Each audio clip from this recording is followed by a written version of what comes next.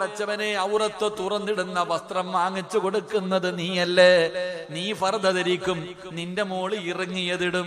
നീ ഫർദ ധരിച്ചിട്ടാണ് നടക്കുന്നത്. പക്ഷേ നിന്റെ പൊന്നുമകളുടെ ശരീരത്തെന്തേ നീ നോക്കാത്തത്?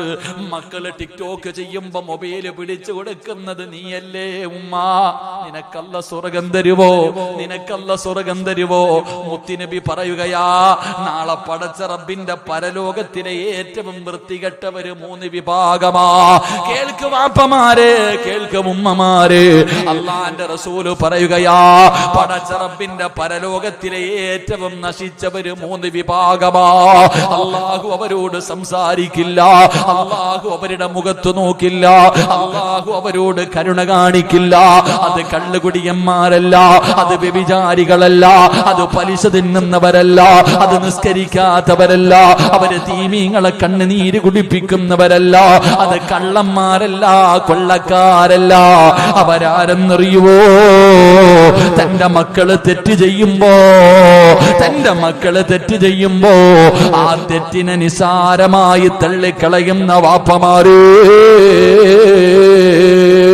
പടച്ചവനെ, തന്റെ പൊന്നാര മക്കള്, അല്ലാഹുവേ, ആ മുസ്ലിമിനോട് ഒരു അന്യ പുരുഷനോട് സലാം പറയാ പാടില്ലല്ലോ. നിന്റെ ഇസ്ലാം, നിന്റെ ദീൻ പഠിപ്പിക്കുന്നതല്ലേ അന്യ പുരുഷനോട് സലാം പറയാ പാടില്ല. അങ്ങനെ പഠിപ്പിച്ച നിന്റെ മതമുണ്ടല്ലോ, അതാ നിന്റെ പൊന്നുമോള്. പടച്ചവനെ, നിന്റെ പൊന്നുമകൾ ഔറത്ത് മറയ്ക്കണമല്ലോ. നിന്റെ പൊന്നാര മകള് ടിക്ടോക്ക് ചെയ്തിട്ട് ഫേസ്ബുക്കിലിട്ടിയപ്പോ, യൂട്യൂബിലിട്ടപ്പോ അത് തെറ്റാണെന്ന് പറഞ്ഞു കൊടുക്കാൻ നിനക്ക് നട്ടല്ലില്ലാതെ പോയല്ലോ.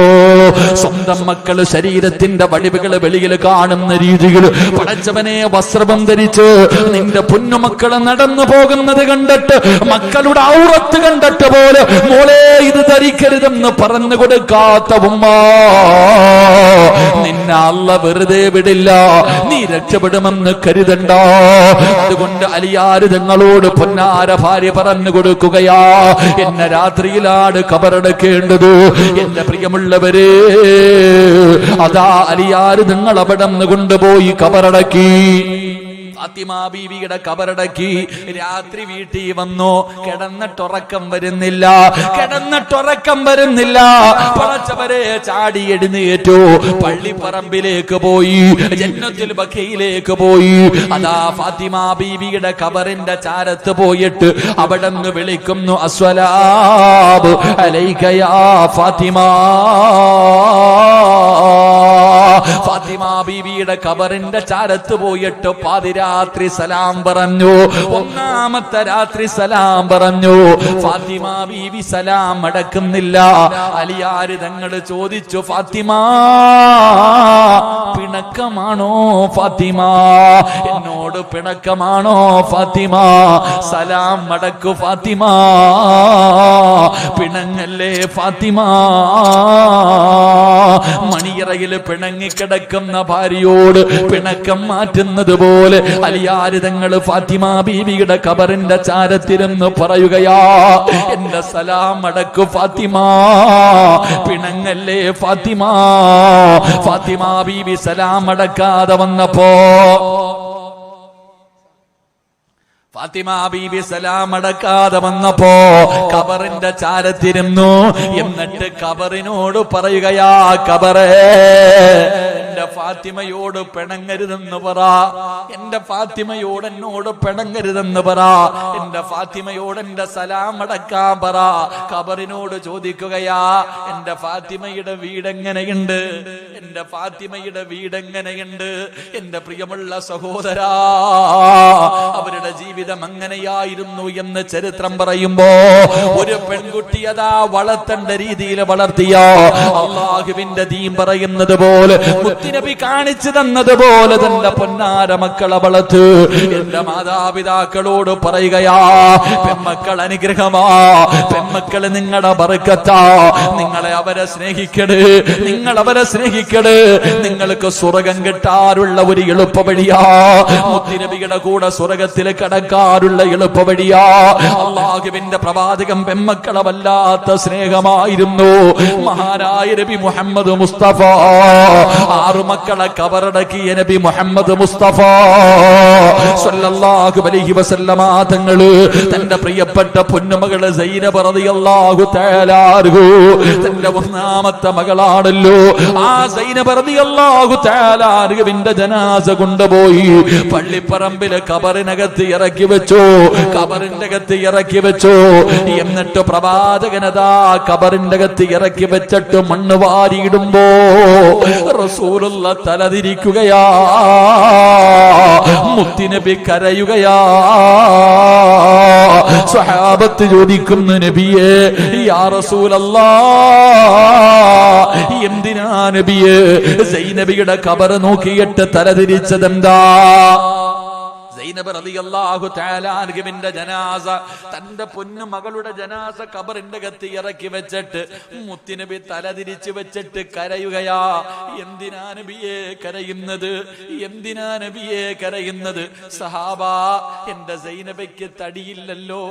സൈനബ റളിയല്ലാഹു തആല അൻഹു മെലിഞ്ഞവളാണ്. ആ സൈനബയുടെ മയ്യത്ത് ഖബറിൽ ഇറക്കി വെച്ചപ്പോ 2 ഭാഗത്ത് നിന്ന് ഖബറിങ്ങനെ ഞെരിക്ക്. സഹാബാ, എന്റെ പൊന്നുമോള് ഖബറിന്റെ അകത്ത് കിടന്ന് കരയുന്നത് കണ്ടു. എന്റെ പൊന്നുമോള് വേദന സഹിക്കാൻ കഴിയാതെ ഖബറിന്റെ അകത്ത് കിടന്ന് കരയുന്നത് കണ്ടു. സഹാബാ, മുത്തുനബിക്ക് പൊന്നുമക്കളെ വല്ലാത്ത ഇഷ്ടമായിരുന്നു. ഫാത്തിമയോട് മാത്രമല്ല, സൈനബ റളിയല്ലാഹു തആല അൻഹാ, റുഖിയ റളിയല്ലാഹു തആല അൻഹാ, അല്ലാഹുവേ ബദറിന്റെ രണാങ്കണത്തിലേക്ക് സ്വഹാബത്ത് പോകുമ്പോ റുഖിയ റളിയല്ലാഹു തആല അൻഹ രോഗം പിടിച്ച് കിടക്കുകയാണ്. ഉസ്മാന് തങ്ങളോട് പറഞ്ഞു, ഉസ്മാനേ നീ യുദ്ധത്തിന് വരണ്ട, വന്നില്ലെങ്കിലും നിനക്ക് പ്രതിഫലമുണ്ട്. എന്റെ പൊന്നുമോളെ നോക്കിക്കോ. പടച്ചവനെ, ബദർ യുദ്ധം കഴിഞ്ഞു പ്രവാചകൻ തിരിച്ചു വീട്ടിലേക്ക് വരുമ്പോ ആയിഷ ബീബി റളിയല്ലാഹു തആല അൻഹ പറഞ്ഞു, നബിയേ ജന്നത്തിൽ ബക്കയിലേക്ക് പോ നബിയേ. പൊന്നുമോളുടെ മയ്യത്ത് കൊണ്ടുപോയി. പൊന്നുമോളുടെ മയ്യത്ത് കബറടക്കാൻ കൊണ്ടുപോയി. റസൂലുള്ള ഓടുകയാണ്. മുത്തുനബിയതാ ജന്നത്തിൽ ബക്കയിലേക്ക് കടന്നു ചെന്നപ്പോ തന്റെ പൊന്നാര മകളുടെ മയ്യത്ത് കബറിന്റെ അകത്ത് ഇറക്കി വെച്ചിട്ട് പലകയെടുത്ത് വെച്ചു. ഉസ്മാന് തങ്ങള് ചോദിച്ചു, യാ റസൂലല്ലാഹ്, കാണണോ നബിയേ? പലകയെടുത്ത് മാറ്റണോ നബിയേ? അള്ളാന്റെ റസൂല് പറഞ്ഞു, വേണ്ട, എന്റെ പൊന്നുമോളുടെ ചിരിക്കുന്ന മുഖം എനിക്ക് ഓർമ്മയുണ്ട്. എന്റെ പ്രിയമുള്ളവരോട് അതുകൊണ്ട് പറയുകയാ, നിങ്ങൾ പെൺമക്കളെ സ്നേഹിക്കണേ, നിങ്ങൾ പെൺമക്കളെ സ്നേഹിക്കണേ. അത് നിങ്ങളുടെ വീടിന്റെ ഐശ്വര്യമാണ്. നിങ്ങൾക്ക് സ്വർഗത്തിൽ പോകാനുള്ള ഒരു എളുപ്പ വഴിയാണ്. അതുകൊണ്ട് മുത്തുനബി പറഞ്ഞു, സ്വഹാബാ, 2 പെൺമക്കൾ ആരെങ്കിലും അല്ലാഹുവേ അതബോടുകൂടി അവരെ യഥാ വളർത്തി, എന്നിട്ട് അവർക്ക് വിവാഹ പ്രായമെത്തുമ്പോ അനുയോജ്യനായ ദീനുള്ള ഒരു മനുഷ്യന് നിങ്ങൾ വിവാഹം കഴിച്ചു കൊടുത്താ ആ വാപ്പയും ഉമ്മയും നാളെ എന്റെ കയ്യിൽ പിടിച്ച് സ്വർഗത്തിലേക്ക് കടന്നു പോകുമെന്ന് നബി മുഹമ്മദ് മുസ്തഫ സല്ലല്ലാഹു അലൈഹി വസല്ലം. അല്ലാഹു നമുക്ക് ഈമാൻ നൽകി അനുഗ്രഹിക്കുമാറാകട്ടെ. അല്ലാഹു നമ്മളിൽ മക്കൾ പെൺമക്കൾ ഉള്ളവർ അല്ലാഹു അവർക്കൊക്കെ നല്ല ജീവിതം അല്ലാഹു നൽകി അനുഗ്രഹിക്കുമാറാകട്ടെ. മക്കളില്ലാത്തവർക്ക് അല്ലാഹു നല്ല സാലിഹത്തായ പെൺമക്കൾ അല്ലാഹു നൽകി അനുഗ്രഹിക്കുമാറാകട്ടെ. ഇൻഷാ അല്ലാഹ് ബക്കറ്റ് എടുത്തു. കറക്റ്റ് സമയമാ. അൽഹംദുലില്ലാഹ്, മക്കളൊക്കെ വളർന്നു വരുന്നു, വിവാഹപ്രായമെത്തി. ഉസ്താദെ, അനുയോജ്യനായ വരന്മാരെ തിരയണമല്ലോ. എൻ്റെ പ്രിയപ്പെട്ട സഹോദരങ്ങളെ, സഹോദരിമാരെ, നിങ്ങൾക്കൊക്കെ നല്ല ജീവിതം വേണമെങ്കിൽ ഈ വരുന്ന ബക്കറ്റ് ഒരു സദക്ക, ഈ വരുന്ന ബക്കറ്റിന്റെ അകത്തേക്കും മനസ്സറിഞ്ഞിട്ടൊരു സദക്കയിട്. അള്ളാഹു നിങ്ങളുടെ മക്കൾക്ക് നല്ല ജീവിതം തരും. എന്റെ ചെറുപ്പക്കാരാ, അള്ളാഹു അനുയോജ്യയായ ജോളിയെ പോലെയുള്ള പെണ്ണുങ്ങളെ അല്ലടാ എടാ, അതുപോലെ കൊല്ലുന്നവളല്ല, അള്ളാഹുവിനെ ഭയന്ന് ജീവിക്കുന്ന നല്ല ഭാര്യമാരെ അള്ളാഹു നിങ്ങൾക്ക് നൽകുമെന്ന് ആദരവായ പ്രവാചകൻ നബി മുഹമ്മദ് മുസ്തഫ നബിയാ പറഞ്ഞ നല്ല ജീവിതം. അതുകൊണ്ട് കല്യാണം കഴിഞ്ഞവരെ നന്നാകണോ നിന്റെ ഭാര്യ? സമാധാനമുണ്ടോ? കുത്തുവാക്കല്ലേ? എത്ര ചെയ്തു കൊടുത്താലും നന്ദി ഇല്ലാത്ത വാക്കല്ലേ? നിനക്ക് സമാധാനം തരുന്നില്ലല്ലോ. മക്കളായില്ലേ മോനെ? ആ പെണ്ണ് നന്നാകണമെങ്കിൽ അതിനകത്തേക്കൊരു നല്ല സദക്ക. നിങ്ങളോടും അത് തന്നെയാ പറയുന്നത്. നിന്റെ ഭർത്താവ് അള്ളാഹുവിനെ ഭയന്ന് ജീവിക്കുന്ന, 5 നേരം നിസ്കരിക്കുന്ന, നിന്റെ ആഗ്രഹങ്ങൾ സാധിച്ചു തരുന്ന ഒരു മനുഷ്യനായി നിന്റെ ഭർത്താവ് മാറണം. പൊന്നുമോക്ക് നല്ല ഒരുത്തനെ വേണ്ടേ? നല്ലൊരു ഭർത്താവിനെ വേണ്ടേ? മനസ്സറിഞ്ഞിട്ട് സദക്ക കൊടുക്ക്, അള്ളാഹു നിങ്ങൾക്ക് തരുമെന്ന് മഹാനായി നബി മുഹമ്മദ് മുസ്തഫ സല്ലല്ലാഹു അലൈഹി വസല്ലം. എല്ലാവരും ഒന്ന് പോക്കറ്റി കൈയിട്ടെ, എല്ലാവരും ഒന്ന് പോക്കറ്റി കൈയിട്. ഇൻഷാ അല്ലാഹ്. അൽഹംദുലില്ലാ. എല്ലാവരും നല്ലപോലെ കൈയിട്ട് തങ്ങള് അൽഹംദുലില്ലാ. എനിക്ക് അള്ളാഹു ഒരു പെൺകുട്ടിയെ നൽകി അനുഗ്രഹിക്കുമാറാകട്ടെ. 2 ആമക്കളായി പോയി, സിനാനും നഈമും. എനിക്ക് ആഗ്രഹം പെൺകുട്ടി വേണമെന്ന്. അള്ളാഹു നൽകി അനുഗ്രഹിക്കുമാറാകട്ടെ. അപ്പൊ അൽഹംദുലില്ലാ, ബഹുമാനീയ തങ്ങളവറുകൾ അൽഹംദുലില്ലാ, വളരെ സന്തോഷം. ഇന്ന് തങ്ങളുടെ വീട്ടിൽ മജ്ലിസ് നൂർ ഉണ്ടായിരുന്നു. അൽഹംദുലില്ലാ, അൽഹംദുലില്ലാ, മനോഹരം. പബ്ലിസിറ്റി ഒന്നുമില്ല, പക്ഷെ നല്ല ജനായിരുന്നു. വളരെ സന്തോഷത്തോടെ അസറിന് ശേഷം അൽഹംദുലില്ലാ 1 മണിക്കൂർ കറക്റ്റ് ടൈം പോലെ മഗ്രിബിന് ബാങ്ക് വിളിക്കുന്നതിന് മുമ്പ് നല്ല നിലയിൽ നടന്നു. അള്ളാഹു ആഫിയത്തും ദീർഘായുസ്സും കൊടുക്കുമാറാകട്ടെ. ഒരുപാട് സഹോദരങ്ങൾ, എനിക്ക് അത്ഭുതം, ഒരുപാട് പേര് ഫോണിലൂടെ വിളിച്ചിട്ട് ഇങ്ങോട്ട് പറഞ്ഞു, ഉസ്താദ് തങ്ങളുടെ അവിടെ ആണല്ലോ ഇന്ന് നേർച്ചയാണ് ഉസ്താദ്, ദുആ ചെയ്യണം, ദുആ ചെയ്യണം. ഞങ്ങൾ പലരും അതിൽ എല്ലാ മാസവും പങ്കെടുക്കുന്നവരാ, പക്ഷെ ഇന്ന് വരാൻ പറ്റിയിട്ടില്ല, ഉസ്താദ് ദുആ ചെയ്യണമെന്ന് പ്രത്യേകമായിട്ട് പലരും വിളിച്ചു പറയുന്നൊരവസ്ഥ. അള്ളാഹു നിലനിർത്തി കൊടുക്കുമാറാകട്ടെ, ആഫിയത്തും ദീർഘായുസ്സും നൽകി അനുഗ്രഹിക്കുമാറാകട്ടെ. അതുകൊണ്ട് മഹാനായി നബി മുഹമ്മദ് മുസ്തഫ സല്ലല്ലാഹു അലൈഹി വസല്ലമ തങ്ങൾ പറഞ്ഞു, മുത്തുനബിയുടെ കൂടെ സ്വർഗത്തിൽ ഒരുമിക്കാനുള്ള 3-ാമത്തെ കാര്യം, എന്റെ പ്രിയപ്പെട്ടവരെ 2 പെമ്മക്കളെ നല്ല നിലയിൽ വളർത്തി അവർക്ക് നല്ല വിവാഹം കഴിച്ചു കൊടുത്ത നാളെ മുത്തുനബിയുടെ കൂടെ സ്വർഗത്തിൽ ഒരുമിച്ച് കൂടാം. അള്ളാഹു ഭാഗ്യം തരുമാറാകട്ടെ, അള്ളാഹു ഭാഗ്യം തരുമാറാകട്ടെ. 5 ഇൻഷാ അല്ലാഹ് ഒന്നുകൂടെ പറഞ്ഞ് നമുക്ക് ദുആ ചെയ്ത് പിരിയാം. ഇൻഷാ അല്ലാഹ് ഇരിക്കല്ലേ 10:30 ആയതുകൊണ്ട് ഇരിക്കല്ലേ. ഇൻഷാ അല്ലാഹ് ഒന്നുകൂടെ പഠിച്ചിട്ട് നമുക്ക് ദുആ ചെയ്യാം. അല്ലാഹു ഭാഗ്യം തരുമാറാകട്ടെ. മഹാനായ നബി മുഹമ്മദ് മുസ്തഫ സല്ലല്ലാഹു അലൈഹി വസല്ലമ തങ്ങൾ പറയുകയാണ്, നാളെ പ്രവാചകന്റെ കൂട്ടുകാരനായി അല്ലാഹുവിന്റെ റസൂലിന്റെ കയ്യിൽ പിടിച്ചുകൊണ്ട് സ്വർഗ്ഗത്തിലേക്ക് കടന്നു പോകടോ. മഹാനായ ഇബ്നു മസ്ഊദ് റളിയല്ലാഹു തആല അൻഹു പറയുകയാണ്, അല്ലാഹുവിന്റെ പ്രവാചകൻ അവിടെന്ന് പറഞ്ഞു, ഇന്ന ഔലന്നാസി യൗമൽ ഖിയാമ അക്സുറുഹും അലയ്യ സ്വലാത്ത്. നാളെ ആരാരും തിരിഞ്ഞു നോക്കാത്ത പടച്ചറപ്പിന്റെ പരലോകത്തില് അള്ളാഹുവിന്റെ പ്രവാചകന്റെ മുന്നിലേക്ക് കടന്നു ചെന്നിട്ട് അള്ളാഹുവിന്റെ റസൂലിന്റെ കൂട്ടുകാരനായി മുത്തുനബിയുടെ കൂടെ അനുഗ്രഹങ്ങൾ കൊണ്ട് നിറച്ച സ്വർഗ്ഗത്തിലേക്ക് കടന്നു പോകണമെങ്കിൽ 5-ാമത്തെ കാര്യം എന്തെന്നറിയുമോ? 5-ാമത്തെ വിഭാഗം ആരെന്നറിയുമോ?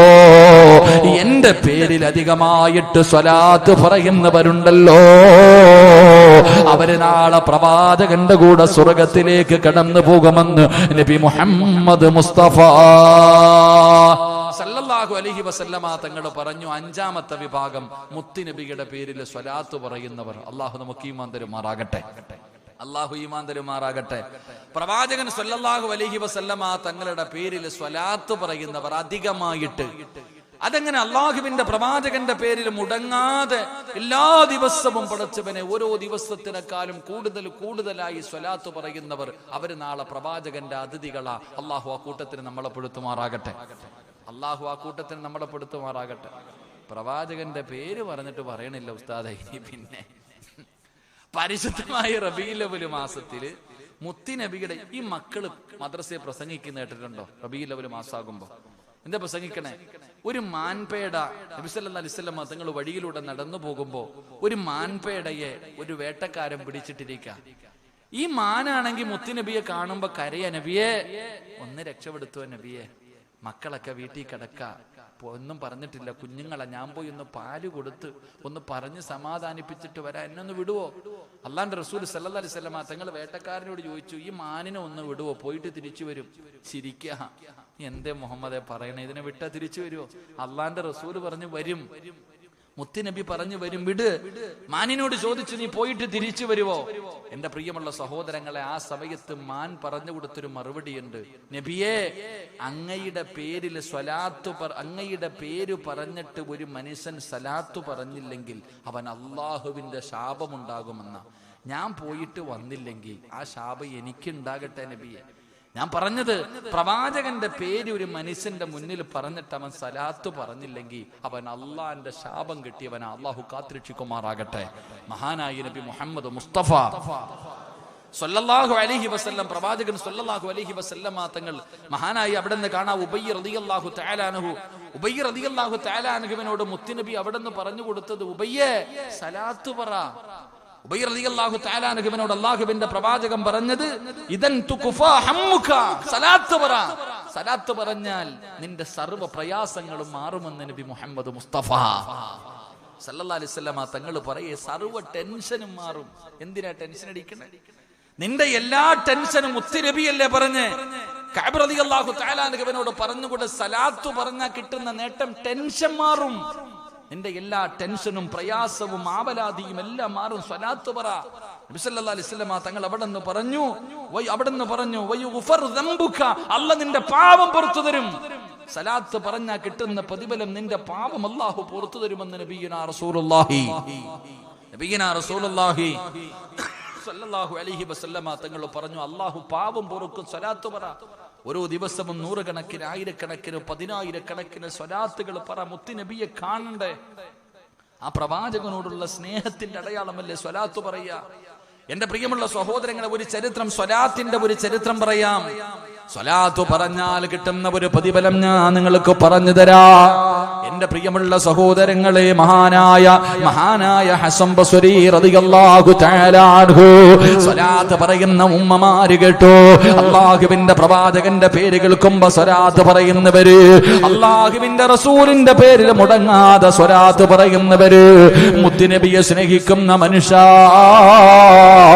മഹാനായ ഹസൻ ബസ്രി റളിയല്ലാഹു തആല അൻഹു പരിശുദ്ധമായ കഅബാലയത്തിലെ ഹജ്ജിന് പോയതാണ്. പരിശുദ്ധമായ കഅബാലയത്തിലെ ഹജ്ജിന് പോയതാണ്. പടച്ചവനെ, മഹാനവറുകൾ ഇങ്ങനെ തവാഫ് ചെയ്യുമ്പോ ഒരു മനുഷ്യൻ ഇങ്ങനെ കരഞ്ഞുകൊണ്ട് തവാഫ് ചെയ്യുകയാ. ഒരു മനുഷ്യനതാ തവാഫ് ചെയ്യുമ്പോ അതാ തവാഫിന്റെ വേളയിൽ ഒരേ ഒരു കാര്യം മാത്രമേ പറയുന്നുള്ളൂ. അസംബസിരിതങ്ങളെ നോക്കുകയാണ്. പരിശുദ്ധമായ കഅബാലയത്തിന്റെ മത്താഫിലൂടെ തവാഫ് ചെയ്തുകൊണ്ടിരിക്കുമ്പോ അവിടെന്ന് ഉറക്കെ പറയുന്നത് എന്തെന്നറിയോ? സല്ലല്ലാഹു അലാ മുഹമ്മദ് സല്ലല്ലാഹു അലൈഹി വസല്ലം. പടച്ചവനെ, കഅബാലയത്തിന്റെ മത്താഫിലൂടെ തവാഫ് ചെയ്തുകൊണ്ടിരിക്കുന്ന സമയത്ത് അതാ എല്ലാ തവാഫിലും ഒന്ന് മാത്രമേ പറയുന്നുള്ളൂ. അല്ലാഹുവിന്റെ പ്രവാചകന്റെ പേരിൽ സ്വലാത്തല്ലാതെ വേറൊന്നും പറയുന്നില്ല. അതാ ഒരു ദുആ പോലും ചെയ്യുന്നില്ല. അവിടുന്ന് സ്വലാത്ത് പറഞ്ഞുകൊണ്ട് നടക്കുകയാണ്. തവാഫ് കഴിഞ്ഞപ്പോ ഹസൻ ബസ്രി റളിയല്ലാഹു തആല അൻഹു ആ മനുഷ്യനോട് ചോദിക്കുകയാ, ആ ചെറുപ്പക്കാരനോട് ചോദിക്കുകയാ, അതാ തവാഫ് ചെയ്യുന്ന സമയത്ത് പറയാൻ ഒരുപാട് ദുആകളുണ്ടല്ലോ, ഒരുപാട് ദുആകളുണ്ടല്ലോ, അതൊന്നും പറയാതെ ഈ തവാഫിന്റെ സമയത്ത് നിങ്ങളുടെ സ്വലാത്തല്ലാതെ ഒന്നും പറയുന്നില്ലല്ലോ. നിങ്ങളുടെ സ്വലാത്തല്ലാതെ ഒന്നും പറയുന്നത് ഞാൻ കേട്ടില്ലല്ലോ. എന്തേ നിങ്ങൾ സ്വലാത്ത് മാത്രം പറയുന്നത്? ആ മനുഷ്യൻ പറയുന്നു, ഹസൻ ബസ്രി തങ്ങളെ, സ്വലാത്തല്ലാതെ പിന്നെന്ത് പറയാരാ? സലാത്തല്ലാതെ ഞാൻ പിന്നെ എന്തു പറയാരാ? അസംബസരിതങ്ങൾ അത്ഭുതമായി പരിശുദ്ധമായ കഅബാലയത്തിന്റെ മത്താഫിലൂടെ തവാഫ് ചെയ്യുമ്പോ ഒരുപാട് ദുആകളുണ്ട്, ഒരുപാട് ആയത്തുകളുണ്ട്. ഇതൊന്നും പറയാതെ സ്വലാത്ത് മാത്രം പറഞ്ഞുകൊണ്ട് തവാഫ് ചെയ്യുന്ന ചെറുപ്പക്കാരനോട് അവിടെന്ന് ചോദിച്ചു, എന്തേ സ്വലാത്ത് മാത്രം പറയുന്നത്?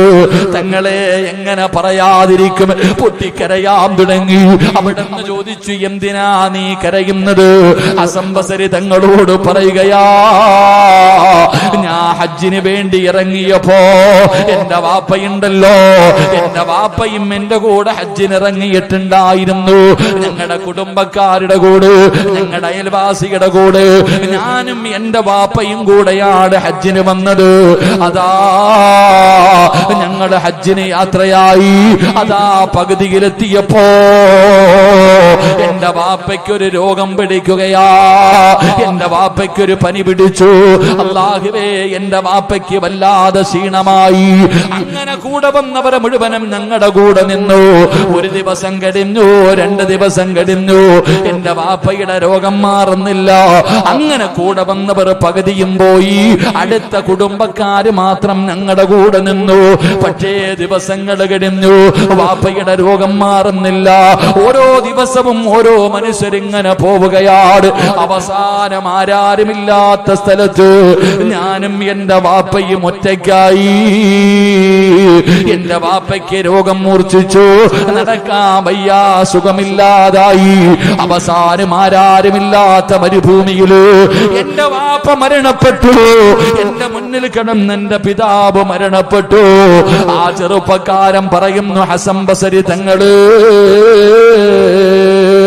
എന്റെ വാപ്പയതാ അവിടെ നിന്ന് മരണപ്പെട്ട് കഴിയുമ്പോ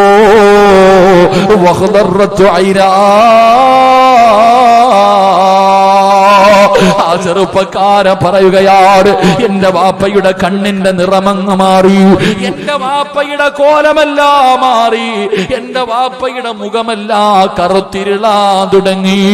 പടച്ചവരെ, അല്ലാഹുവേ, പേടി തോന്നുന്ന ഒരവസ്ഥയായി. വാപ്പയുടെ മുഖത്ത് നോക്കുമ്പോഴേ പേടി തോന്നുകയാ. എന്റെ വാപ്പാടെ മുഖത്ത് നോക്കുമ്പോഴേ പേടിയാവുകയാണ്. മുഖമെല്ലാം കറുത്ത് വികൃതമായി, മുഖത്ത് നോക്കുമ്പോഴേ പേടി തോന്നുകയാണ്. ഹസൻ ബസരി തങ്ങളെ, എനിക്ക് പേടിയായി. അല്ലാഹുവേ, ആരെങ്കിലും ചോദിച്ചാ ഞാൻ എന്തു മറുപടി പറയും? എന്റെ വാപ്പാടെ ജനാസ കാണാൻ വരുന്നവര് മുഖത്ത് നോക്കിയിട്ട് ഇങ്ങനെ ആകാ കാരണം എന്തേ എന്ന് ചോദിച്ചാ പടച്ചവനെ ഞാൻ എന്തു മറുപടി പറയും? ആ ചെറുപ്പക്കാരൻ അവസ്ഥ കണ്ടിട്ട് കരയുകയോ, ആരാരുമില്ലാത്ത വഴിയിൽ കിടന്ന് നിലവിളിക്കുകയാണ്. വാപ്പയുടെ ജനാസയുടെ ചാരത്തിരുന്ന് പൊട്ടിക്കരയുകയാണ്. അവിടെ ഇരുന്ന് കരഞ്ഞു ദുആ ചെയ്ത് വാപ്പയുടെ ജനാസയുടെ ഭാഗത്ത് തളർന്ന് കിടക്കുമ്പോ, അവിടെ കിടന്ന് തളർന്നുറങ്ങുമ്പോ ആ ചെറുപ്പക്കാരന്റെ സ്വപ്നത്തിൽ വരികയാ മഹാനായ നബി മുഹമ്മദ് മുസ്തഫ സല്ലല്ലാഹു അലൈഹി വസല്ലമ തങ്ങള്. അല്ലാഹുവിന്റെ പ്രവാചകൻ അവിടുന്ന് സ്വപ്നത്തിലേക്ക് കിടന്നു വരികയാ. മുത്തുനബി ഉണ്ടല്ലോ, ആ മരിച്ചു കിടക്കുന്നവന്റെ പിതാവുണ്ടല്ലോ, ആ പിതാവിന്റെ മുഖത്ത് അല്ലാഹുവിന്റെ റസൂലങ്ങ് തടകുകയാണ്. മുത്തുനബിയുടെ ശറഫാക്കപ്പെട്ട കൈയുണ്ടല്ലോ, ആ കൈ കൊണ്ട് മരിച്ചു കിടക്കുന്ന മനുഷ്യന്റെ മുഖത്തങ്ങ് തടകുമ്പോ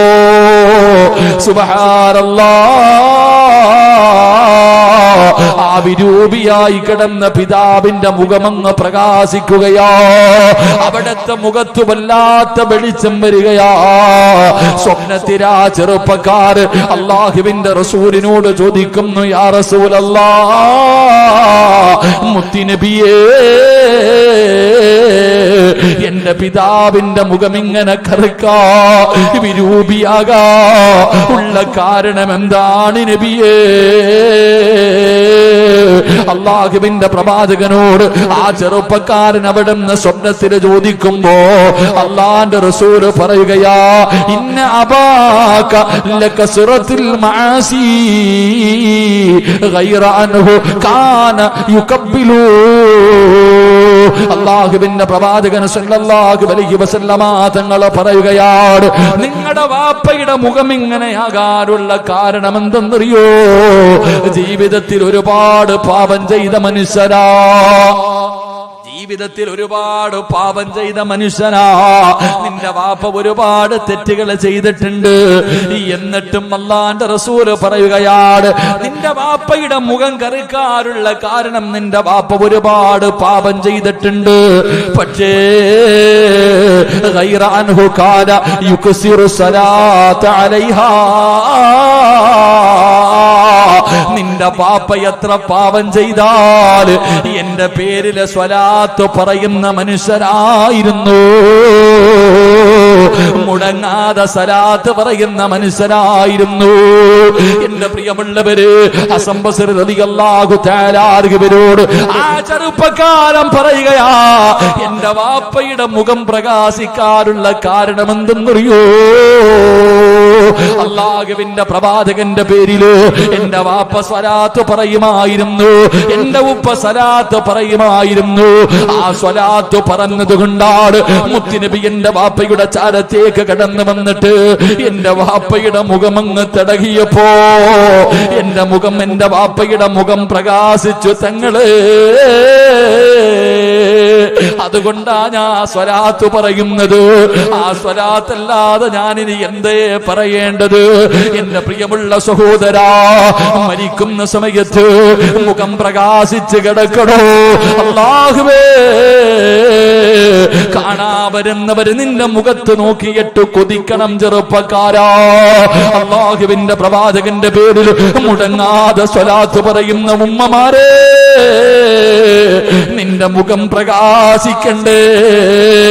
വെള്ളത്തുണിയുടെ അടിയിൽ നീ ഇങ്ങനെ കിടക്കുമ്പോ കാണാ വരുന്നവര് മുഴുവനും മുഖത്തിട്ടിരിക്കുന്ന തുണി ഉയർത്തിയിട്ടല്ല,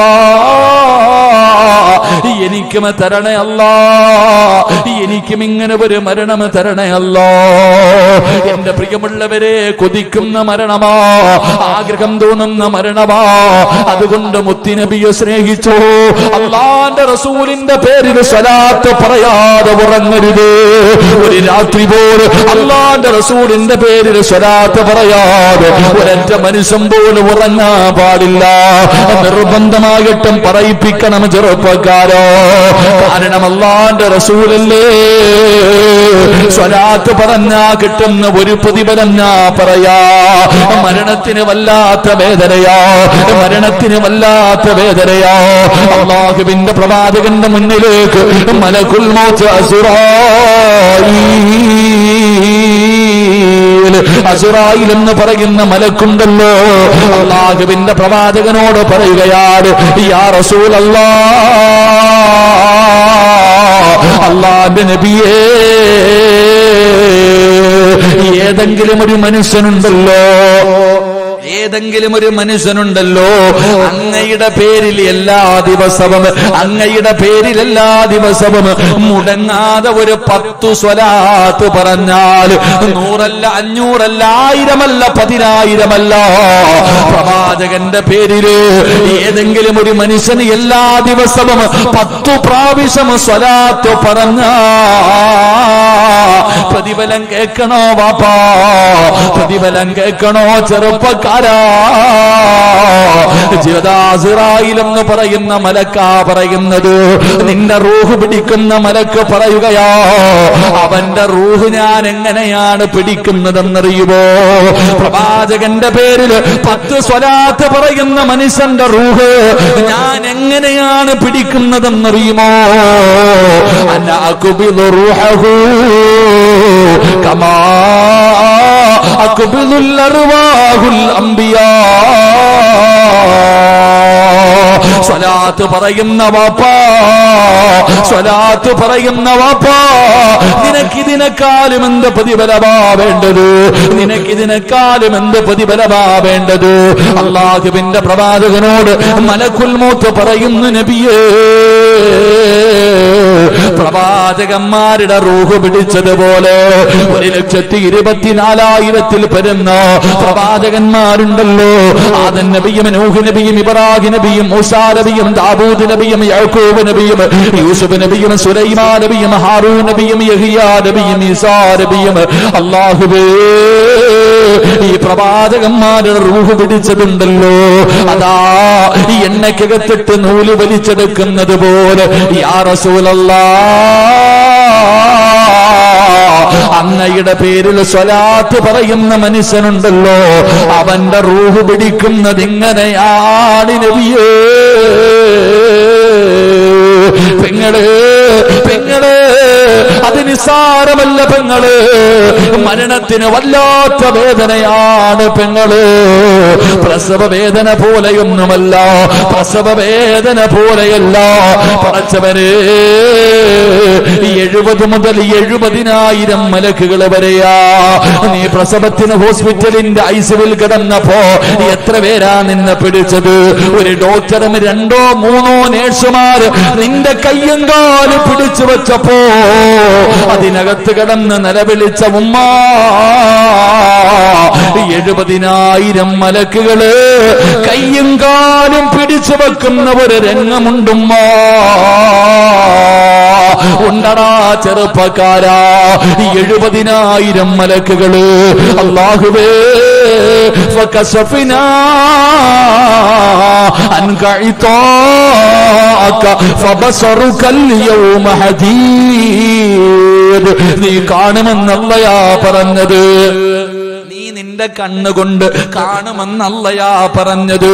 70,000 മലക്കുകൾ കയ്യും കാലും പിടിച്ചു വെക്കുമ്പോ ആ തൊണ്ടക്കുടിയിൽ നിന്ന് റൂഹ് വലിച്ചെടുക്കുന്ന വേദനയുണ്ടല്ലോ, അത് താങ്ങാൻ പറ്റാത്തത് കൊണ്ടാടാ പലരും മൂത്രമൊഴിക്കുന്നത്, പലരും കാശിച്ചു പോകുന്നത്, പലരും കിടന്ന് മൃഗങ്ങളെ വലിക്കുന്നത് പോലെ വലിച്ചു പോയത്, കണ്ണ് തെള്ളിയത്, വായിലൂടെ പതയും നൊരയും ഒലിച്ചത്. അതുകൊണ്ട് സഹോദരാ, പ്രവാചകന്മാരുടെ റൂഹ് പിടിച്ചതുപോലെ നിന്റെ റൂഹ് പിടിക്കണോ? പറഞ്ഞോ മുത്തുനബിയുടെ പേരിൽ സ്വലാത്ത്, പറഞ്ഞോ മുത്തുനബിയുടെ പേരിൽ സ്വലാത്ത്. ഇതൊരു പ്രതിഫലമാടാ, ഇതൊരു 10 സ്വലാത്തിന്റെ പ്രതിഫലമാടാ. രണ്ടാമത് വന്ന മലക്കാരാ മഹാനായ മീകായിൽ അലൈഹിസ്സലാം. മീകായിൽ എന്ന് പറയുന്ന മലക്കുണ്ടല്ലോ, ഇടിയും മഴയും കാറ്റിന്റെയൊക്കെ ചുമതലയുള്ള മീകായിൽ എന്ന മലക്ക് പറയുന്നു, നബിയേ അങ്ങയുടെ പേരിൽ സ്വലാത്ത് പറയുന്ന മനുഷ്യനുണ്ടല്ലോ, അവൻ നാളെ കബറിന്റെ അകത്ത് നിന്ന് എഴുന്നേറ്റ് പടച്ചുറപ്പിന്റെ കോടതിയിലേക്ക് കടന്നു വരുമ്പോ അല്ലാഹുവേ അന്ന് വല്ലാത്ത ചൂടാണല്ലോ, അന്ന് വല്ലാത്ത ദാഹമാണല്ലോ, ഹൗദുൽ കൗസർ അല്ലാതെ വെള്ളമില്ലല്ലോടാ ചെറുപ്പക്കാരാ. അന്ന് ഹൗദുൽ കൗസറിലെ വെള്ളമല്ലാതെ മറ്റൊരു വെള്ളമില്ലാത്ത ദിവസമുണ്ടല്ലോ. പ്രവാചകന്റെ പേരിൽ സ്വലാത്ത് പറഞ്ഞ ചെറുപ്പക്കാരാ, നിന്നെ മീകായിൽ എന്ന മലക്ക് കാത്തു നിൽക്കുകയാ. എന്തിനെന്നറിയുമോ?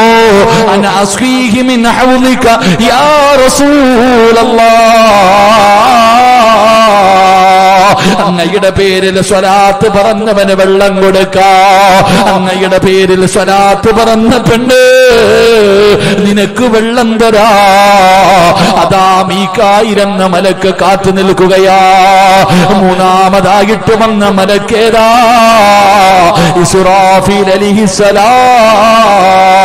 ഇസ്റാഫീൽ എന്ന മലക്കുണ്ടല്ലോ, സൂറന്ന കാഹളത്തിലൂതുന്ന പടച്ചവന്റെ തീരുമാനവും കാത്തിരിക്കുകയാണ്. പടച്ചവനെ വായുടെ ഭാഗത്ത് ഇസ്റാഫീൽ എന്ന മലക്ക് സൂറന്ന കാഹളവും വെച്ചിട്ട് കാത്തു നിൽക്കുകയാണ്. ഓതി ഇസ്റാഫീൽ ആ മലക്കെങ്ങാണ് മൂടിക്കടിഞ്ഞ സുബ്ഹാനല്ലാഹ്, ഈ കാണുന്ന പ്രപഞ്ചം മുഴുവനും തകരുകയാണ്. ഈ കാണുന്ന പ്രപഞ്ചം മുഴുവനും നശിക്കുകയാണ്. ആ മലക്കിങ്ങനെ കിടക്കുകയാണ്. വായുടെ ഭാഗത്തിങ്ങനെ ഊത്തുവെച്ചിട്ട് റബ്ബേ കൈകുത്തിയിട്ടിങ്ങനെ കാത്തു കിടക്കുകയാ. ഓതി ഇസ്റാഫീല് ഒറ്റ വാക്ക് കേട്ടാ പിന്നെ പെരിന്തൽമണ്ണയല്ല, ഈ കാണുന്ന പ്രപഞ്ചമില്ല മോനെ. ആ മലക്ക് പറയുകയാണ്, നബിയേ അങ്ങയുടെ പേരിൽ സ്വലാത്ത് പറയുന്നവനെ ഞാൻ മറക്കൂല, അങ്ങയുടെ പേരിൽ സ്വലാത്ത് പറയുന്നവളെ ഞാൻ മറക്കില്ല നബിയേ. നാളെ അല്ലാഹുവിന്റെ കോടതിയിൽ നിൽക്കുമ്പോ, ഞാനും നിങ്ങളും പടച്ചവന്റെ കോടതിയിൽ നിൽക്കുമ്പോ എല്ലാവർക്കും അവരവരുടെ കാര്യമാണല്ലോ. സിറാജിന് സ്വന്തം കാര്യമാണ്, നിങ്ങൾക്ക് നിങ്ങളുടെ കാര്യമാണ്. എന്റെ വാപ്പ എന്നെ നോക്കൂല, എന്റെ ഉമ്മ എന്നെ നോക്കൂല, എന്റെ ഭാര്യ എന്നെ കാണൂല, എന്റെ മക്കൾ എന്നെ പരിഗണിക്കൂല. ഞാൻ ഒറ്റയ്ക്ക് ഇങ്ങനെ നിൽക്കുമ്പോ, നിങ്ങളും ഒറ്റയ്ക്ക് ഇവിടെ നിൽക്കുമ്പോ അല്ലാഹുവിന്റെ മുന്നിൽ ഒരു മലക്ക് കിടക്കുകയാ. ഒരു മലക്ക് അല്ലാഹുവിന്റെ മുന്നിൽ കിടക്കുകയാ. അല്ലാഹു പറയുകയാ, എഴുന്നേക്ക് ഇസ്റാഫീൽ. എന്തിനാ ഇവിടെ കിടക്കുന്നത്? എന്തിനാ ഇവിടെ കിടക്കുന്നത്? എഴുന്നേക്ക് ഇസ്റാഫീലേ.